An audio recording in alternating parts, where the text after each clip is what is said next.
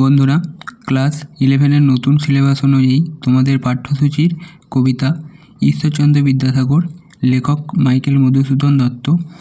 ওই কবিতার আজকে পুরো লাইন ধরে আলোচনা করব।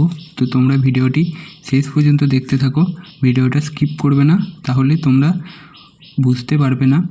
তো তোমরা ভিডিওটি পুরো শেষ পর্যন্ত দেখতে থাকো। কবিতা শুরু করার আগে তোমাদের বলে রাখি, এটা একটা সনেট অর্থাৎ 14 লাইনের কবিতা। লেখক মাইকেল মধুসূদন দত্ত। এই ঈশ্বরচন্দ্র বিদ্যাসাগর কবিতাটি ঈশ্বরচন্দ্র বিদ্যাসাগর মহাশয়কে অসীম শ্রদ্ধা যাপনের জন্য এই কবিতাটি তিনি লিখেছেন। বন্ধুরা, প্রথম সেমিস্টারে তোমাদের এই কবিতা থেকে যেহেতু MCQ প্রশ্ন আসবে, তাই তোমরা এই কবিতার প্রত্যেকটা লাইন এই ভিডিওর মাধ্যমে বুঝে নাও, তোমাদের সুবিধা হবে এবং এই কবিতা যেখান থেকেই MCQ আসুক তোমরা তার উত্তর করতে পারবে।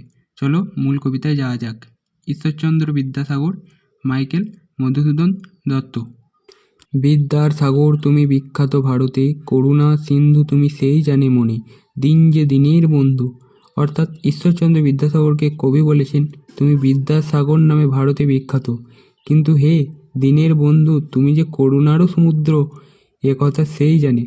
এখানে সিন্ধু শব্দের অর্থ হচ্ছে সমুদ্র এবং দিন শব্দের অর্থ হলো দরিদ্র। আচ্ছা, তাহলে যে দরিদ্র সেই জানে যে তুমি করুণারও সমুদ্র। তারপরে আছে উজ্জ্বল জগতে হেমাদ্রির হেম ক্লান্তি অম্লান কিরণে। অর্থাৎ অম্লান সূর্য কিরণে হিমালয় পর্বতের যে সোনার মতো রূপ, সেটা যেমন জগতে উজ্জ্বল। তারপরে কি বলছে, কিন্তু ভাগ্য বলে পেয়ে সে মহাপর্বতে, কিন্তু ভাগ্যগুণে যে ব্যক্তি মহাপর্বত পায়, যে জন আশ্রয় লয় সুবর্ণ চরণে, তার সেই মহাপর্বতের সোনার চরণে যে আশ্রয় নেয়, সেই জানে কত গুণ ধরে কত মতে, সেই জানে।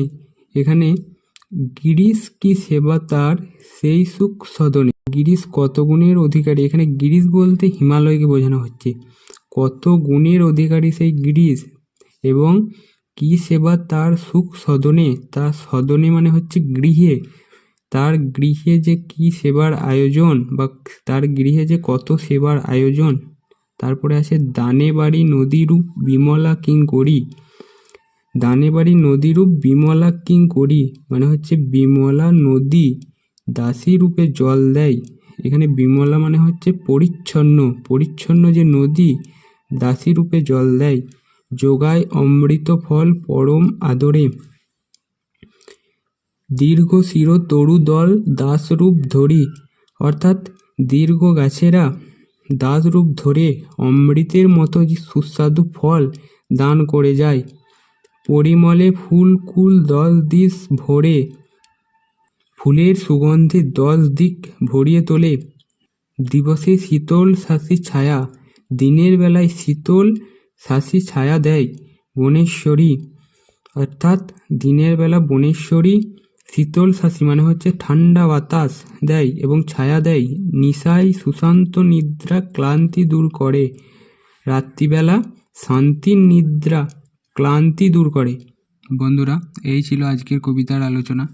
তো বন্ধুরা, তোমরা যারা ভিডিওটা শেষ পর্যন্ত দেখলে, ভিডিওটি ভালো লাগলে একটি লাইক করে দাও এবং 2024-এ যারা মাধ্যমিক দিয়ে এবছর একাদশ শ্রেণীতে অর্থাৎ ক্লাস 11-এ ভর্তি হতে চলেছো, তারা অবশ্যই কমেন্টের মাধ্যমে জানাও এবং চ্যানেলে নতুন হয়ে থাকলে চ্যানেলটি সাবস্ক্রাইব করে রাখো।